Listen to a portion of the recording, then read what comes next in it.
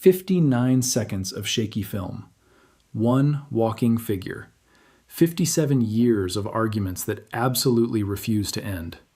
For decades, scientists, skeptics, and believers have stared at this grainy footage until their eyes blurred, trying to answer one simple question. What is walking through that clearing? But what happens when we stop relying on human eyes and human bias? What happens when we take the most advanced pattern recognition systems available today and turn them loose on the most famous piece of footage in cryptozoology? The answers you are about to hear will not give you a neat ending, but they will change the way you look at this 50-year-old mystery forever. Before we load this film into a machine, we have to understand the impossible weight it carries. Long before Roger Patterson ever bought a camera, the indigenous tribes of the Pacific Northwest spoke of a massive, hair-covered creature walking upright through the deep forest. The Salish called it Sasquatch. They did not describe it as a spirit or a campfire ghost story. They used the same practical, serious tone they used to describe bears and wolves. It was a warning. By the 1800s, settlers pushing into those same forests began reporting enormous footprints and strange nighttime calls that did not match any known animal.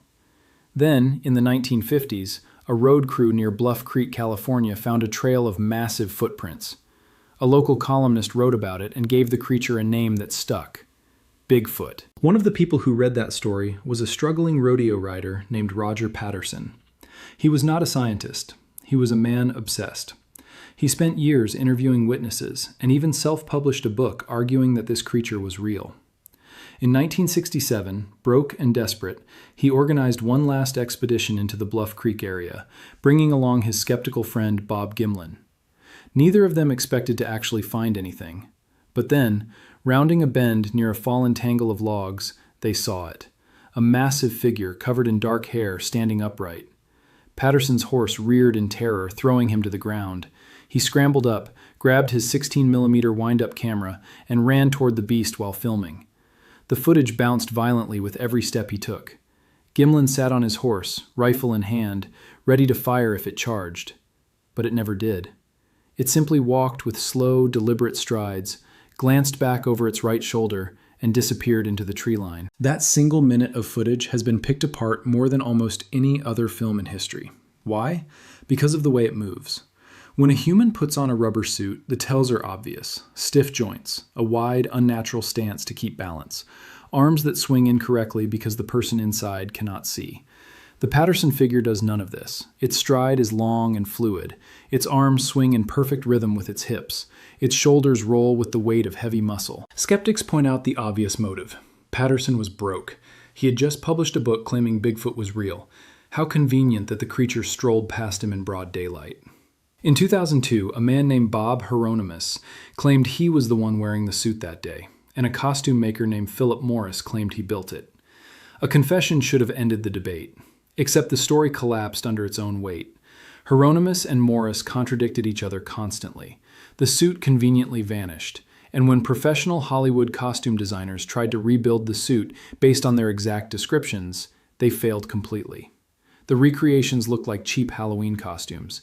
The knees bent wrong, the shoulders sat too stiff, the stride was choppy. If this was a hoax using 1967 technology, then somehow no one with modern materials has ever been able to replicate it. That brings us to the thought experiment that changes everything. Imagine loading the highest resolution digital scan of this footage into an advanced image analysis system. Not a person with an opinion, just a system built to measure what the human eye cannot. What would it actually look for? First, it would track motion frame by frame. Human gait is incredibly consistent. When we walk, our arms swing in a specific relationship to our opposite leg.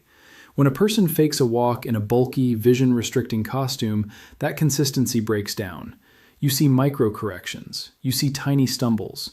A frame-by-frame motion map would either expose those human fingerprints, or it would prove that the movement is entirely biologically consistent. Second, the system would measure proportions.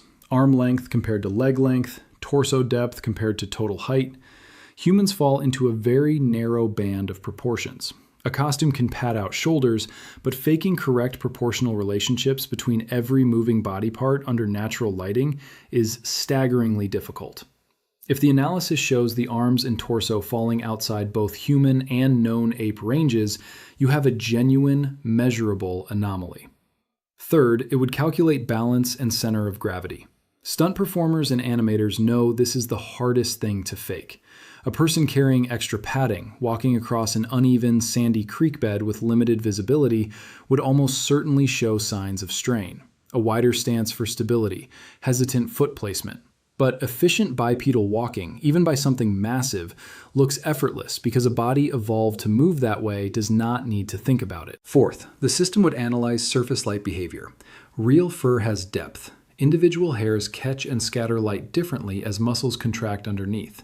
Synthetic fabric, especially from the 1960s, reflects light in a flat, uniform way.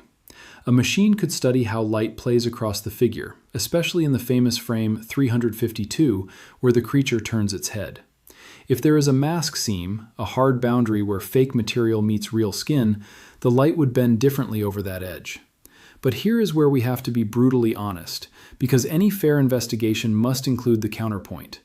Pattern recognition systems are only as good as their training data. If the system has never seen a master-level practical effect from a small, obscure workshop, it cannot rule it out. It can only say, "I do not have a match." A machine saying, "This does not match anything I know," is a very different claim than saying, "This does not match anything that exists." We also have to acknowledge the human side of skepticism. Patterson had every financial incentive to fake this. He was in debt, he had a book to sell. That timing does not prove a hoax, but it is a massive red flag that cannot be brushed aside. And then there is the source material itself. This is badly degraded 50-year-old film shot handheld while running. Grain, motion blur, and inconsistent exposure introduce noise. Any biomechanical model built on this data carries a margin of error. No honest analysis, human or artificial, should claim more certainty than the source material allows. Yet the human story complicates the easy hoax narrative. Bob Gimlin has told the exact same story for over 5 decades. He never wavered, he never profited much from it.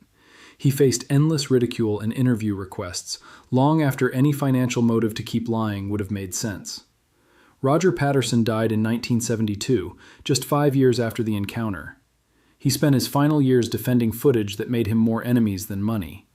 That is a strange kind of commitment for a con artist who never got to enjoy the con. Think about why this specific piece of footage has outlasted every other blurry monster photo from that era.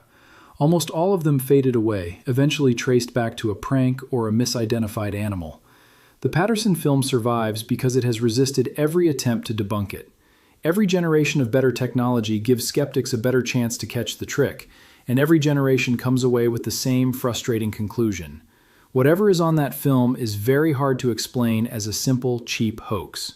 Maybe the most fascinating part of this story is not whether a giant creature is hiding in California. It is the fact that a 59-second home movie has managed to resist a tidy explanation for over half a century. We want the natural world to still have secrets. We want to believe there is still something large and undiscovered moving quietly through forests we think we already understand. If you had the tools, the time, and the access to run a truly rigorous analysis on this footage, what do you honestly think it would show? Would it finally put the hoax theory to rest, or would it just give skeptics a more technical reason to keep doubting? Drop your honest take in the comments. If this kind of deep dive into unsolved mysteries is something you want more of, subscribe and turn on notifications so you never miss what we uncover next. 59 seconds of film, 57 years of argument, and still, nobody can tell you for certain what walked through that clearing.